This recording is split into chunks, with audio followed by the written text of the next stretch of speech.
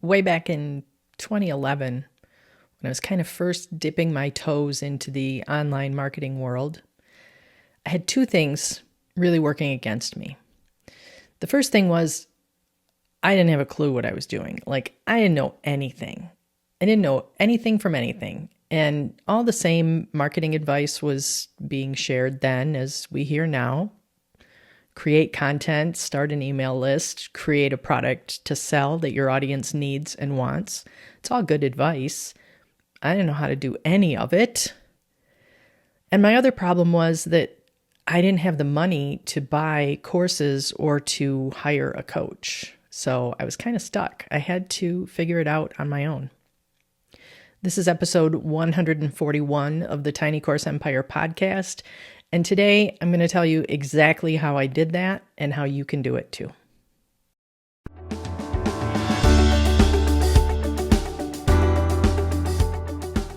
Real quick before we dig into today's topic, I want to remind you that all of the resources I mention will be linked below, including my Clear Framework email course. If you're new to business and you want to build a 6 or even 7-figure online business, you can get started easily just by downloading and following along with that framework. Don't let the simplicity of it fool you. It is a powerful action guide, and all you have to do is follow the steps. If you're new to the show, be sure to hit the subscribe button. New episodes drop every Monday morning. And next week, I'm going to tell you all about the dumbest mistakes I made in my 13 years online. And hopefully you can avoid making some of the same ones. That's sure to be a fun episode, and you're not going to want to miss it. But that is next week. This week is all about how you can get a PhD level education in marketing without paying PhD level prices. So let's dig in.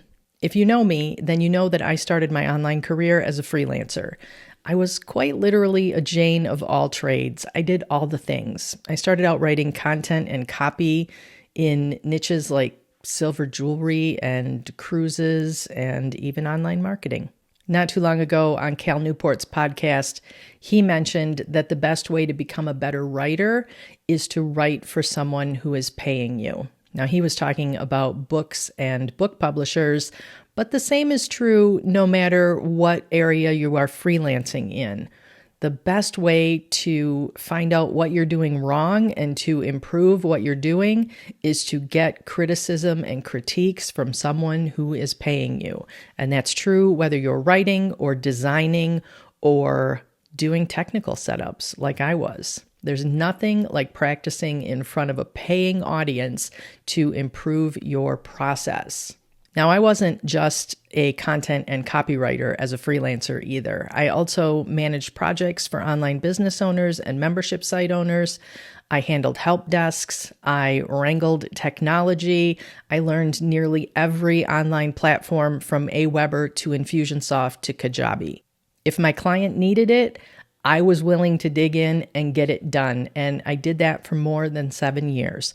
I met a lot of amazing people who are still my friends today, and I earned a lot of money while doing it. And that's maybe the best thing about freelancing as a learning tool is getting paid to learn. Not only that, but there's nothing quite like getting an up-close and personal behind-the-scenes look at how a successful business runs. I learned how a proper funnel works by watching my clients build them. I learned how to be a better email marketer by watching my clients run their email marketing systems and paying attention to the results that they got. I learned all the techie bits that I needed to learn by being invited to dig in and see what was going on in systems that were so far beyond what I had previously had access to. I also asked a lot of questions. I was never too shy to speak up and say, why are you using this platform instead of that platform? Or why are you taking this approach to this funnel instead of this other approach that I've seen people do? Or why are you running ads to this audience instead of that audience? And I was lucky. My clients were more than willing to talk to me about these things and share their insights with me. And that just gave me a really, really top level education in online marketing. Now, you might be thinking, okay, Cindy, this was you. How can I put this to work in my business? I'm not a freelancer. And I'm certainly not suggesting that everyone should go out and start freelancing. But if you are willing, it is a really good way to learn how an online business works. If you think about it, you've been doing this your entire life. You learned how to cook by hanging around in the kitchen and helping out when you were a kid. You learned how to be better at your career by doing the work on the job and learning from the people around you.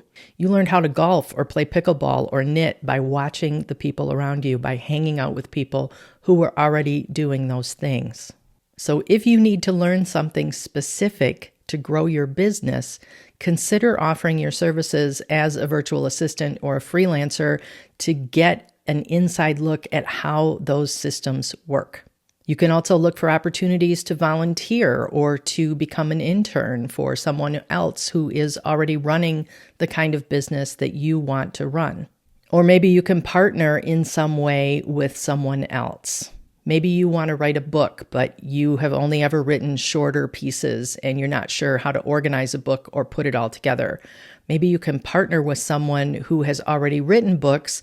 You bring your expertise in your niche and they bring their experience with putting an entire book together. Or maybe you want to learn how to run an online community more effectively.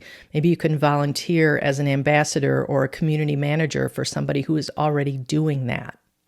One of my friends volunteered in a community that she belongs to, and she was able to make really great connections among other leaders in this niche and to also learn the ins and outs of running a large community. And it's really helped her to further her career and her online business. Okay, but let's just say freelancing, volunteering, internships, not for you. What else can you do? Well, the number one thing that I'm going to recommend is that you simply pay attention. One time several years ago, I was walking a client through setting up a webinar funnel. The page flow kind of confused her. She didn't really understand how you got from the opt-in page to the thank you page to being on the webinar itself. Now, this client had come to me through a webinar, so I asked her to think back. She found my opt-in page. She put her name and her email on the form. She clicked the subscribe or the join link. So far, so good. I asked her what happened next. She didn't know. She didn't know if she'd seen a thank you page or received an email. She wasn't really clear on how she even ended up on the webinar, how she got the link or got the date put in her calendar. All of it was kind of a blur. And it hadn't been that long ago. It hadn't been weeks or months prior. It was just the previous week. So what that told me was that she simply wasn't paying attention when she signed up for the webinar. And I'm not going to say that's her fault. I'm not here blaming her for not paying attention. We're all in such a hurry to download the thing, sign up for the webinar, access the course, whatever it is. We are in such a hurry that we are not paying attention to how we get from point A to point B. And that's what I'm asking you to do. So if you want to run a webinar, for example, go sign up for a bunch of webinars and pay attention to the user flow.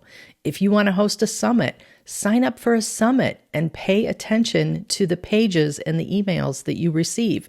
What's the layout like? What's the flow? What do the emails say? What do they link to? What's the process? If you want to set up an upsell funnel, buy a product that has an upsell and pay attention to the flow that you see as the customer. This is a version of something that is known as reverse engineering, which is simply looking at a process or a system and working through it and seeing how it achieves the results that you get or the outcome that you get at the end. How does it actually work?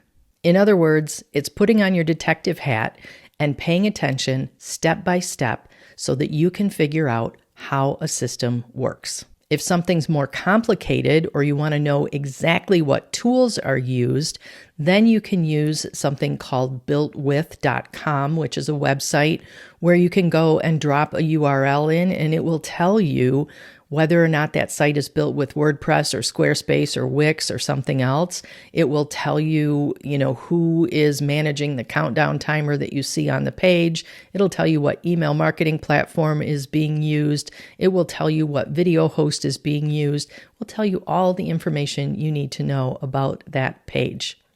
You can also look at the page source and sometimes figure out from there what tools and systems are being used.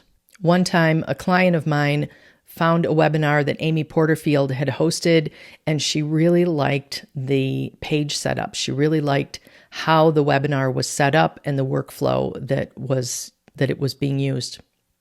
So we went and we looked at the page source, and we were able to see just from the code on the back end of the page that Amy was using a tool called Webinar Jam. So my client went and bought Webinar Jam, and we were able to set up something very similar just by looking at the back end of the setup, looking at the page source, finding the words Webinar Jam. It said it right on the page. It was super easy to put on my detective hat and work that out and get her set up in a similar way. And that was all because we paid attention to what another business owner was doing. Now, there is one last piece to the puzzle here. And if I'm honest, this is where a lot of small business owners really drop the ball. There's so much insight and so many things that you can learn just by paying attention to what you see in the world around you. But that doesn't actually get the job done. You have to actually do the thing. You can't just learn it. In fact, I would say that it is impossible to truly learn anything until you actually do it. You can't learn by reading. You can't learn by studying. You can't learn by watching other people. You can only learn by doing. You have to get out there and do the thing. You have to dig in, get your hands dirty, put the work in, build the pages, and watch them fail. A lot of times you have to watch it fail. And then you get up and you walk through the process again, and you figure out where it went wrong and you fix it.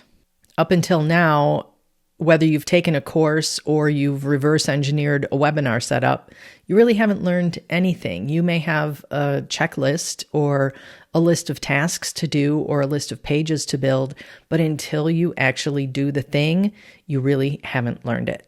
So go and do the thing. Will it be frustrating? Yes. Will you want to give up? Maybe. But I will tell you this. Looking back, I'm really glad that I didn't have the money to buy courses or to pay a coach when I was just starting out, because having to learn it on my own, having to figure it out, having to reverse engineer things, having to dig in and just do it when I didn't really know what I was doing has made me a better business owner. I have better problem-solving skills. I will never be at the mercy of someone else because I can fix almost anything that breaks in my business. I can fix almost anything that goes wrong. I'm never at the mercy of a team member who I can't reach or a support staff for a platform that is being unresponsive. And because I'm a course creator and a coach, and you probably are too, let's address one more question that you might have. No, I am not saying that you should never buy another course or hire another coach. There are some things that you can't learn just by paying attention and reverse engineering what someone else is doing. Things like strategy, for example, can't be learned just by paying attention. I could see the tools that Amy Porterfield was using to run her webinars, but I couldn't see the strategy behind how she promoted them or how she converted webinar attendees into clients. Those are the kinds of strategies that she teaches in her paid courses. You also can't see the behind-the-scenes pieces that make a business run. There are elements that have no public-facing parts that you will never see, no matter how closely you pay attention. An example of that is a course I took a few years ago about how to set up an evergreen, annual, recurring automation sequence in ConvertKit, now called Kit. I could watch all the emails come in, but I couldn't see what was triggering them.